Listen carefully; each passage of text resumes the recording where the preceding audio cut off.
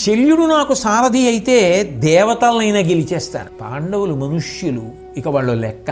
కాబట్టి నాకు ఆ శల్యుడిని ఎలాగైనా సారథిగా అమర్చే ప్రయత్నం చెయ్యమని అడిగాడు. తప్పకుండా నేను ఈ కార్యాన్ని నెరవేరుస్తానని తన సోదరుల్ని కర్ణుణ్ణి కూడా వెంట తీసుకుని కాలినడకన యుద్ధ భూమిలో శల్యుడి దగ్గరికి వెళ్లి ఆ శల్యుడితో మాట్లాడుతూ, ఓ శల్య మహారాజా, సత్యదీక్ష, శత్రువుల వలన కలిగేటటువంటి కష్టాలను తప్పించడం, ఇటువంటివి నీకు వెన్నతో పెట్టినటువంటి లక్షణాలు. కాబట్టి నువ్వంటే నాకిష్టం, నేనంటే నీకు చాలా చాలా ఇష్టం. ఇప్పుడు మన ఇద్దరికీ కూడా కావలసినటువంటిది అర్జునుడి యొక్క సంహారం. కాబట్టి నిన్ను విశేషమైనటువంటి గౌరవంతో ప్రార్థన చేస్తున్నాను, నమస్కరిస్తున్నాను, ఒక వరం అడుగుతున్నాను. నువ్వు నన్ను అనుగ్రహించాలి. పూర్తి ప్రయత్నంతో నువ్వు మాత్రమే ఇటువంటి పని చేసి కర్ణుణ్ణి రక్షించగలవు.